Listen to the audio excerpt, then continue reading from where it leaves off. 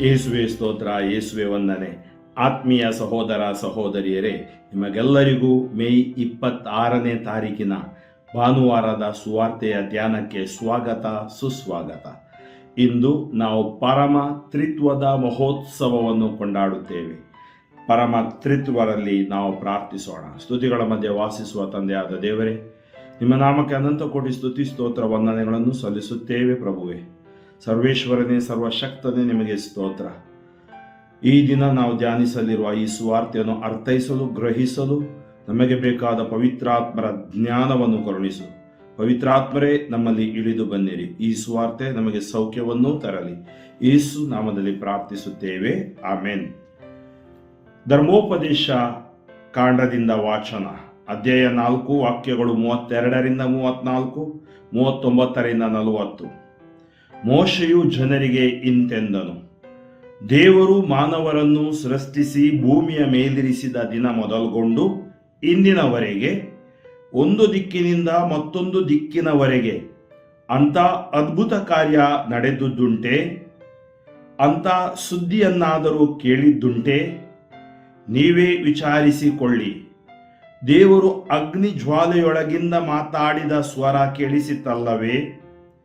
ಬೇರೆ ಯಾವ ಜನರಾದರೂ ದೇವರ ಸ್ವರ ಕೇಳಿ ಬದುಕಿದ್ದುಂಟೆ? ಬೇರೆ ಯಾವ ದೇವರು ತಾನೇ ಪರಿಶೋಧನೆ, ಪವಾಡ, ಮಹತ್ಕಾರ್ಯ, ಯುದ್ಧ, ಭುಜಪರಾಕ್ರಮ, ಶಿಕ್ಷಾಹಸ್ತ, ಭಯಂಕರ ಕಾರ್ಯ ಇವುಗಳನ್ನು ಪ್ರಯೋಗಿಸಿ ಒಂದು ಜನಾಂಗವನ್ನು ಮತ್ತೊಂದು ಜನಾಂಗದ ಕೈಯಿಂದ ತಪ್ಪಿಸಲು ಪ್ರಯತ್ನಿಸಿದ್ದಾರೆ? ನಿಮ್ಮ ದೇವರಾದ ಸರ್ವೇಶ್ವರ ಸ್ವಾಮಿಯಾದರೋ ಈಜಿಪ್ಟಿನಲ್ಲಿ ನಿಮ್ಮ ಪರವಾಗಿ ಇದನ್ನೆಲ್ಲ ನಿಮ್ಮ ಕಣ್ಮುಂದೆಯೇ ನಡೆಸಿದರಲ್ಲವೇ? ನೀವು ಇದನ್ನೆಲ್ಲ ಆಲೋಚಿಸಿ. ಮೇಲೆ ಆಕಾಶದಲ್ಲಾಗಲಿ ಕೆಳಗೆ ಭೂಮಿಯಲ್ಲಾಗಲಿ ಸರ್ವೇಶ್ವರ ಸ್ವಾಮಿ ಒಬ್ಬರೇ ದೇವರು, ಬೇರೆ ಯಾವ ದೇವರು ಇಲ್ಲವೆಂಬುದನ್ನು ಈಗ ಗ್ರಹಿಸಿಕೊಂಡು ಜ್ಞಾಪಕದಲ್ಲಿಡಬೇಕು. ನಾನು ಇಂದು ನಿಮಗೆ ತಿಳಿಸಿದ ಅವರ ಆಜ್ಞಾವಿಧಿಗಳನ್ನು ಅನುಸರಿಸಿ ನಡೆಯಿರಿ. ಆಗ ನಿಮಗೂ ನಿಮ್ಮ ಸಂತತಿಗೂ ಶುಭ ಉಂಟಾಗುವುದು. ನಿಮ್ಮ ದೇವರಾದ ಸರ್ವೇಶ್ವರ ನಿಮಗೆ ಶಾಶ್ವತವಾಗಿ ಕೊಡುವ ನಾಡಿನಲ್ಲಿ ನೀವು ದೀರ್ಘಕಾಲ ಬಾಳುವಿರಿ. ಕೀರ್ತನೆ 33 ಶ್ಲೋಕ. ಪ್ರಭುವನ್ನು ದೇವರಾಗಿ ಪಡೆದ ಜನಾಂಗ ಧನ್ಯ. ಸತ್ಯವಾದುದು ಆತನ ಪವಿತ್ರ ಕಾರ್ಯ, ಸತ್ಯವಾದುದು ಆತನ ಪವಿತ್ರ ವಾಕ್ಯ, ಸ್ತುತ್ಯವಾದುದು ಆತನ ಪುನೀತ ಕಾರ್ಯ. ಸತ್ಯಸಂಧನು ನ್ಯಾಯಪ್ರಿಯನು ಆತನು, ಅಚಲ ಪ್ರೀತಿಯಿಂದ ಜಗವನ್ನು ತುಂಬಿಹನು. ಪ್ರಭುವನ್ನು ದೇವರಾಗಿ ಪಡೆದ ಜನಾಂಗ ಧನ್ಯ. ಸೃಷ್ಟಿಯಾಯಿತು ಗಗನಮಂಡಲ ಆತನ ನುಡಿಯೊಂದಕ್ಕೆ, ರೂಪುಗೊಂಡಿತು ತಾರಾಮಂಡಲ ಅವನುಸಿರು ಮಾತ್ರಕ್ಕೆ. ಸೃಷ್ಟಿಯಾಯಿತು ಆತನ ನುಡಿ ಮಾತ್ರಕ್ಕೆ, ಸ್ಥಾಪನೆಯಾಯಿತು ಅವನ ಆಣತಿಯೊಂದಕ್ಕೆ. ಪ್ರಭುವನ್ನು ದೇವರಾಗಿ ಪಡೆದ ಜನಾಂಗ ಧನ್ಯ. ಪ್ರಭುವಾದರೂ ಕಟಾಕ್ಷಿಸುವನು ತನ್ನ ಗಂಜಿ ನಡೆಯುವವರನು, ಲಕ್ಷಿಸುವನು ತನ್ನ ಕೃಪೆಯನ್ನು ನಿರೀಕ್ಷಿಸುವವರನು. ತಪ್ಪಿಸುವನವರ ಪ್ರಾಣವನ್ನು ಮರಣದಿಂದ, ಉಳಿಸುವನು ಜೀವವನ್ನು ಕ್ಷಾಮಾಡಾಮರದಿಂದ. ಪ್ರಭುವನ್ನು ದೇವರಾಗಿ ಪಡೆದ ಜನಾಂಗ ಧನ್ಯ. ನೆಮ್ಮದಿಯಿಂದಿದೆ ಎನ್ನ ಮನ ಆತನಲ್ಲಿ, ನಂಬಿರುವೆವು ಆತನ ಶ್ರೀ ನಾಮದಲ್ಲಿ. ನಮ್ಮ ಮೇಲಿರಲಿ ಪ್ರಭು ನಿನ್ನ ಛಲ ಪ್ರೀತಿ, ಕಾದಿಹೆವು ಇದೋ ನಿನ್ನ ನಂಬಿ ಭರವಸದಿ. ಪ್ರಭುವನ್ನು ದೇವರಾಗಿ ಪಡೆದ ಜನಾಂಗ ಧನ್ಯ. ಪೌಲನು ರೋಮನರಿಗೆ ಬರೆದ ಪತ್ರದಿಂದ ವಾಚನ. ಅಧ್ಯಾಯ 8, ವಾಕ್ಯಗಳು 14ರಿಂದ 17. ಸಹೋದರರೇ, ಯಾರು ದೇವರ ಆತ್ಮನಿಗೆ ಮಣಿದು ನಡೆಯುತ್ತಾರೋ ಅವರು ದೇವರ ಮಕ್ಕಳು. ದೇವರು ನಿಮಗೆ ದಯಪಾಲಿಸಿರುವ ಆತ್ಮ ನಿಮ್ಮನ್ನು ಮತ್ತೊಮ್ಮೆ ಗುಲಾಮರನ್ನಾಗಿಯೂ ಭಯಭೀತರನ್ನಾಗಿಯೂ ಮಾಡುವುದಿಲ್ಲ, ಬದಲಿಗೆ ನಿಮ್ಮನ್ನು ದೇವರ ಮಕ್ಕಳನ್ನಾಗಿಸುತ್ತದೆ. ಆ ಆತ್ಮದ ಮೂಲಕವೇ ನಾವು ದೇವರನ್ನು ಅಪ್ಪಾ, ತಂದೆಯೇ ಎಂದು ಕರೆಯುತ್ತೇವೆ. ನಾವು ದೇವರ ಮಕ್ಕಳೆಂಬುದಕ್ಕೆ ದೇವರ ಆತ್ಮ ನಮ್ಮ ಅಂತರಾತ್ಮದೊಂದಿಗೆ ಸಾಕ್ಷಿ ನುಡಿಯುತ್ತಾರೆ.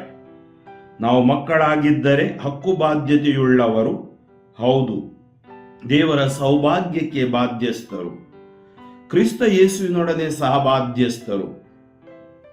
ಕ್ರಿಸ್ತ ಯೇಸುವಿನ ಯಾತನೆಯಲ್ಲೂ ನಾವು ಪಾಲುಗಾರರಾಗಬೇಕು. ಆಗ ಅವರ ಮಹಿಮೆಯಲ್ಲೂ ನಾವು ಪಾಲುಗಾರರಾಗುತ್ತೇವೆ.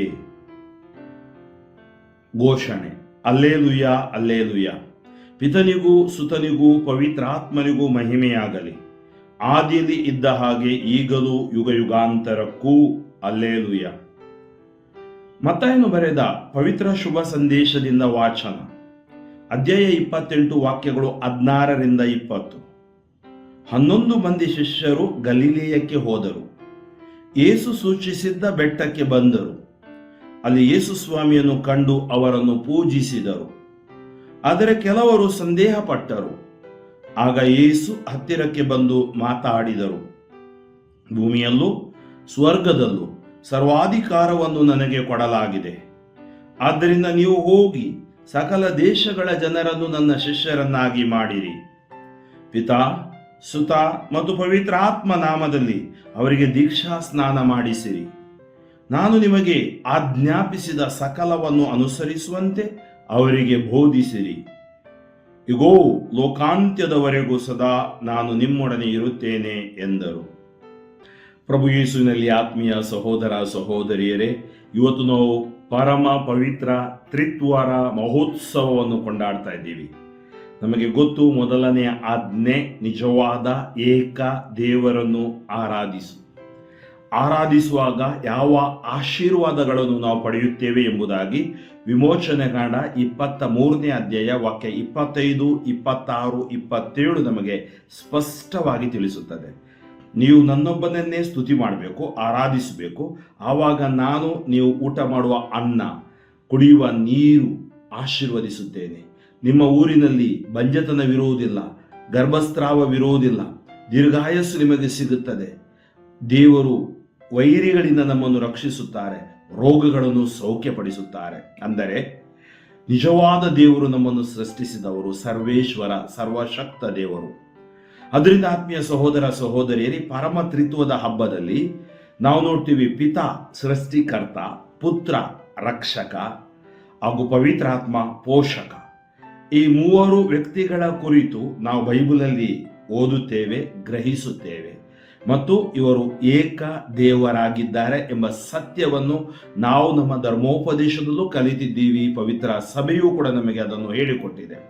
ಆದ್ದರಿಂದ ಇವತ್ತು ನಾವು ಮೊದಲನೆಯ ವಾಚನದ ಮೇಲೆ ಸ್ವಲ್ಪ ಕಣ್ಣನ್ನು ಹಾಯಿಸಿದ್ರೆ, ಈ ವಾಚನ ಹೇಳುತ್ತೆ, ನಿಜವಾದ ಏಕ ದೇವರನ್ನು ನೀವು ಆರಾಧಿಸಬೇಕು. ಆಕಾಶದಲ್ಲಾಗಲಿ ಭೂಮಿಯಲ್ಲಾಗಲಿ ನಮಗೆ ಒಬ್ಬರೇ ದೇವರು. ಆದ್ದರಿಂದ ಈ ದೇವರ ಮಕ್ಕಳಾಗಿ ನಾವು ಬಾಳಬೇಕಾದ್ರೆ ಈ ದೇವರನ್ನು ನಾವು ಪ್ರೀತಿಸಬೇಕು. ಹೇಗೆ ಪ್ರೀತಿಸಬೇಕು? ಅವರ ಆಜ್ಞೆಗಳನ್ನು ನಾವು ಕೈಗೊಂಡು ನಡೆಯಬೇಕು. ಆಜ್ಞೆಗಳ ಪ್ರಕಾರ ನಮ್ಮ ಜೀವನವನ್ನು ನಾವು ರೂಪಿಸಬೇಕು. ಮತ್ತು ದೇವರ ಅಸ್ತಿತ್ವವನ್ನು ನಾವು ದೃಢವಾಗಿ ಬಲವಾಗಿ ವಿಶ್ವಾಸಿಸಬೇಕು. ಆ ವಿಶ್ವಾಸವನ್ನು ನಮಗೆ ಕೊಟ್ಟಿದ್ದು ಪ್ರಭು ಯೇಸು ಕ್ರಿಸ್ತರ ಮೂಲಕ. ರಕ್ಷಕ, ಪಾಪದ ಕೂಪದಿಂದ ನಮ್ಮನ್ನು ಬಿಡಿಸಿದ್ದು ದಯಾಮಯ ದೇವರ ಕೃಪೆ, ದಯೆ, ಯೇಸುವನ್ನು ಈ ಧರೆಗೆ ಅವರು ಕಳುಹಿಸಿದ್ದು. ಆದ್ದರಿಂದ ಯೇಸು ಅವರ ಆ ರಕ್ಷಣೆಯಲ್ಲಿ ನಾವು ಜೀವಿಸ್ತಾ ಇದ್ದೀವಿ. ಅವರ ಮುರಿಯಲ್ಪಟ್ಟ ದೇಹ, ಚೆಲ್ಲಲ್ಪಟ್ಟ ರಕ್ತ, ಅದೇ ಬಲಿಪೂಜೆಯನ್ನು ನಾವು ಅರ್ಪಿಸಿ ಆತನ ಅಸ್ತಿತ್ವ, ಪರಮ ತ್ರಿತ್ವರ ಅಸ್ತಿತ್ವವನ್ನು ಬಲಿಪೂಜೆಯಲ್ಲಿ ನಾವು ಮನಗಾಣುತ್ತೀವಿ, ಅನುಭವಿಸುತ್ತೀವಿ. ಅದಕ್ಕಾಗಿ ಮೋಶೆ ಜನರಿಗೆ ಹೇಳ್ತಾ ಇದ್ದಾರೆ, ನೀವು ಇಂತಹ ಸುದ್ದಿಯನ್ನು ಕೇಳಿದ್ದುಂಟ, ಯಾವ ಜನಾಂಗಕ್ಕೆ ಅವರ ದೇವರು ರಕ್ಷಿಸಿದ್ದಾರೆ, ಎಷ್ಟೋ ಅದ್ಭುತ ಮೋಶೆಯ ಮೂಲಕ ಈಜಿಪ್ಟಿನ ನಾಡಿನಲ್ಲಿ ದೇವರು ನಿಮಗಾಗಿ ಮಾಡಿದ್ದಾರೆ. ಆದ್ದರಿಂದ ನೀವು ಇದನ್ನೆಲ್ಲ ಆಲೋಚಿಸಿ, ಅಂದರೆ ದೇವರು ಮಾಡಿದ ಉಪಕಾರಗಳನ್ನು ಮರೆಯದೆ ಸ್ಮರಿಸಿ, ಸರ್ವೇಶ್ವರ ಸ್ವಾಮಿ ಒಬ್ಬರೇ ದೇವರು, ಇದನ್ನೆಲ್ಲ ಆಲೋಚಿಸಿ, ಮೇಲೆ ಆಕಾಶದಲ್ಲಾಗಲಿ ಕೆಳಗೆ ಭೂಮಿಯಲ್ಲಾಗಲಿ ಸರ್ವೇಶ್ವರ ಸ್ವಾಮಿ ಒಬ್ಬರೇ ದೇವರು, ಬೇರೆ ಯಾವ ದೇವರು ಇಲ್ಲವೆಂಬುದನ್ನು ಈಗ ಗ್ರಹಿಸಿಕೊಂಡು ಜ್ಞಾಪಕದಲ್ಲಿಡಬೇಕು. ನಾನು ಇಂದು ನಿಮಗೆ ತಿಳಿಸಿದ ಅವರ ಆಜ್ಞಾವಿಧಿಗಳನ್ನು ಅನುಸರಿಸಿ ನಡೆಯಬೇಕು. ಆಗ ನಿಮಗೂ ನಿಮ್ಮ ಸಂತತಿಗೂ ಶುಭ ಉಂಟಾಗುವುದು. ನೋಡಿ, ದೇವರ ಆಜ್ಞಾವಿಧಿಗಳನ್ನು ಕೈಗೊಂಡಾಗ ನಮಗೆ ಶುಭ ಉಂಟಾಗುತ್ತದೆ. ಮಾತ್ರವಲ್ಲ, ನಾವು ದೀರ್ಘಕಾಲ ಬಾಳುತ್ತೇವೆ. ಆದ್ದರಿಂದ ಇವತ್ತು ನಮಗೆ ಪ್ರಾಣ, ಜೀವ, ಶ್ವಾಸ ಕೊಟ್ಟ ದೇವರು, ಸೃಷ್ಟಿಕರ್ತ ದೇವರು, ಅವರನ್ನು ನಾವು ನಂಬಬೇಕು. ಇದನ್ನೇ ಯೇಸು ಸ್ವಾಮಿ ಕೂಡ ನಮಗೆ ಅನೇಕ ಸಾರಿ ಹೇಳಿದ್ದಾರೆ. ಪಿತನು ನಾನು ಒಂದಾಗಿದ್ದೀವಿ. ನಾವು ಪಿತನು ಮತ್ತು ಪವಿತ್ರಾತ್ಮ ಮೂಲಕ ಕೆಲಸ ಮಾಡ್ತಾ ಇದ್ದೀವಿ, ಏಕೆಂದರೆ ನಾನು ಪವಿತ್ರಾತ್ಮರ ನಿಮಗೆ ಕೊಡ್ತೀನಿ. ಇದೆಲ್ಲವನ್ನು ಯೇಸು ಯೋಹಾನನ ಶುಭ ಸಂದೇಶದಲ್ಲಿ ಸ್ಪಷ್ಟವಾಗಿ ಸ್ಫುಟಪಡಿಸಿದ್ದಾರೆ. ಇಂದಿನ ಕೀರ್ತನೆಯಲ್ಲಿ ನಾವು ಆಲಿಸಿದೆವು, ಪ್ರಭುವನ್ನು ದೇವರಾಗಿ ಪಡೆದ ಜನಾಂಗ ಧನ್ಯ. ಖಂಡಿತವಾಗಿಯೂ ನಾವು ಧನ್ಯ, ಏಕೆಂದರೆ ಆತನ ವಾಕ್ಯ ಸತ್ಯವಾದುದು, ಕಾರ್ಯ ಸ್ತುತ್ಯವಾದುದು, ಸತ್ಯಸಂಧನು, ನ್ಯಾಯಪ್ರಿಯನು, ಅಚಲ ಪ್ರೀತಿಯಿಂದ ಜಗವನ್ನು ತುಂಬಿಹನು. ಎಲ್ಲವೂ ಸೃಷ್ಟಿಯಾಯಿತು ಅವರ ನುಡಿಯೊಂದಕ್ಕೆ, ರೂಪುಗೊಂಡಿತು ಈ ತಾರಾಮಂಡಲ ಅವರ ಉಸಿರು ಮಾತ್ರಕ್ಕೆ, ಸೃಷ್ಟಿಯಾಯಿತು ಆತನ ನುಡಿ ಮಾತ್ರಕ್ಕೆ, ಸ್ಥಾಪನೆ ಆಯಿತು ಆತನ ಆಣತಿಯೊಂದಕ್ಕೆ.